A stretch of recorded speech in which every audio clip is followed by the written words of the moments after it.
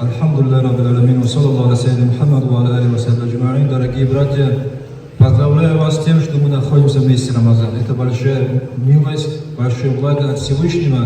Мы немножко задержались, были в другом мероприятии, тоже были вопросы, ответы. Мы здесь, вот через 2 дня нам надо будет улетать, мы еще приедем. Вопросы будут по месяцу Рамазан, все, что связано с религией, пожалуйста, можете задавать. Номера есть у Хазрата Ибрагима. Здесь вот со мной вот сидит тоже представитель газеты «Ас-Салам», его Ахсан зовут. По газете на таджикском языке и на русском можно к нему обращаться, он вам поможет и поддержит. Теперь по поводу газеты на таджикском языке. Цель была поставлена ханафийский мазхаб всех имамов, которые идут, учеников имама Абу Ханифа, Юсуф, Мухаммад, Зуфар, рахимахумуллах, чтобы они их знали. Цель была довольство Всевышнего.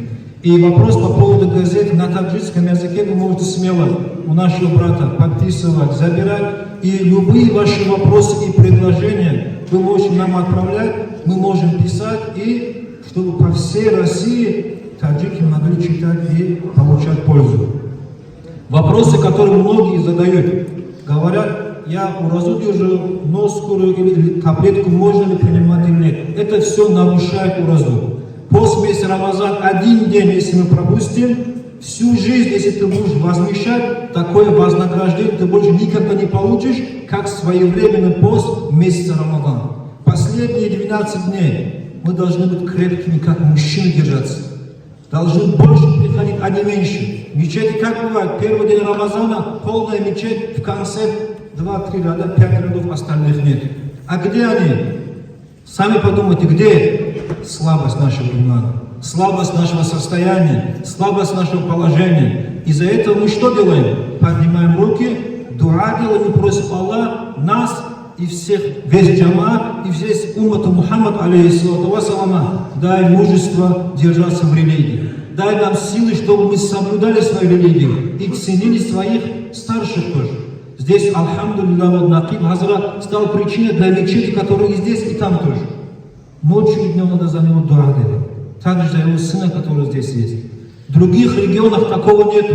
Не везде, как здесь, вот так свободно люди намаз делают. А для нас, когда это Аллах дает возможность, мы делаем таубу, каемся за свои грехи. И шукру, благодарим Аллаха. И Всевышний Аллах что говорит? Аузу биллахи минаш шайтанир раджим, ла ин шакартум ла азиданнакум. Садакаллаху алазим. Если мы будем благодарными, это значит, джамат уменьшаться, если не будет, будем все приходить, намаз делать, от грехов отдаляться. Аллах говорит, я дам больше. Я еще много-много разных неаматов вам дам. Пусть Всевышний Аллах примет, пусть Всевышний Аллах нас сохранит. Наших предков пусть Всевышний Аллах ведет прямо в рай Фирдаус.